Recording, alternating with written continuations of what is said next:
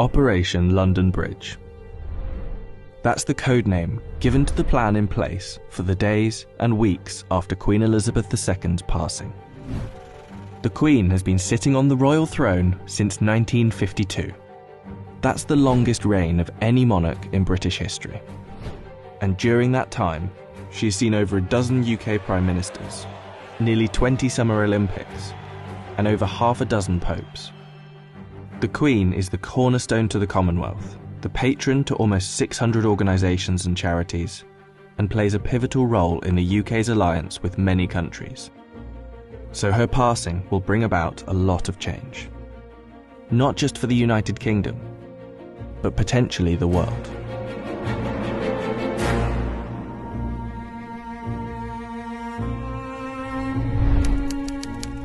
Her private secretary, the Right Honourable Edward Young, will immediately pass a message on to the acting Prime Minister at the time.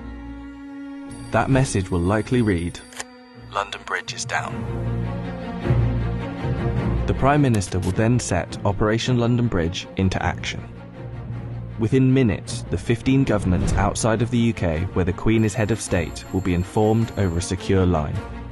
And that will be followed by the other 36 Commonwealth nations and leaders around the world. The gates of Buckingham Palace will then dawn a black-edged notice of the news. At the same time, a newsflash will alert media around the world. Every media outlet is prepared for the news. Every radio station has a network of lights that will flash to indicate a national catastrophe such as this. All BBC shows will stop and proceed to run a feed dedicated to the news. Newsreaders will change into the black suits and clothing that is on hand at all times in the news studio, and the traditional red BBC News branding will turn black. Newspapers, TV channels and radio stations have days of coverage ready to go.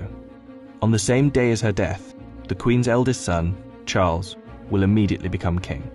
And it's reported that the stock exchange, businesses and shops across the UK will likely close for the day out of respect. The day after the Queen's death, on a live stream, Charles will make his first official speech as king.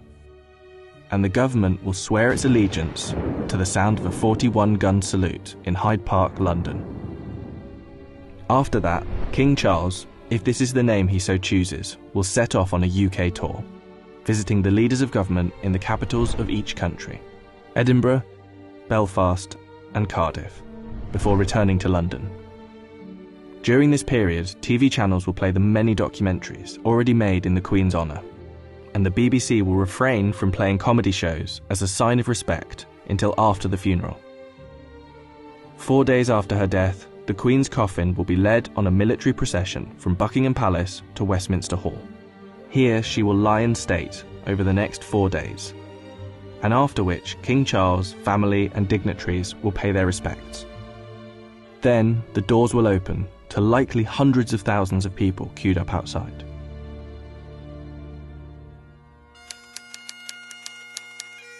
The funeral is estimated to take place 10 to 12 days after the Queen's passing. But one thing is certain, the day of the funeral will be an official bank holiday for the whole of the United Kingdom. The stock exchange will close for a second time in under 2 weeks, and many businesses will follow suit. At 11 AM sharp, the bells of Big Ben will chime, the country will fall silent, and the coffin will be brought inside Westminster Abbey, where 2,000 specially invited guests will bow their heads in prayer. After the service, the coffin will be taken to Windsor Castle, and then finally to St George's Chapel, where Queen Elizabeth II will likely be laid to rest next to her father, King George VI.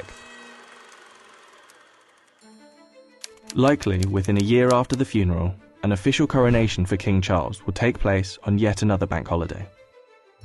All in all, accounting for the multiple bank holidays, funeral expenses and coronation celebrations, the Queen's passing is estimated to cost the UK economy billions of pounds. In addition, hundreds of changes will happen across the UK in the months to come. New British currency will be printed with the King's portrait, and the Queen's currency will slowly be removed from use. The same will happen for stamps, passports, and police and military uniforms, and the national anthem will be changed to God Save the King. Not to mention how the world and Commonwealth will react to the new king could alter the British royal family forever. For example, there is growing support in Australia for the country to become a republic, and the Queen's death could heighten that support. This could lead other countries to follow suit, which would almost certainly weaken the British monarchy. This scenario will one day be upon us. Operation London Bridge will be triggered, and arguably the biggest funeral of our lifetime will be witnessed around the world. This will be the end of an era.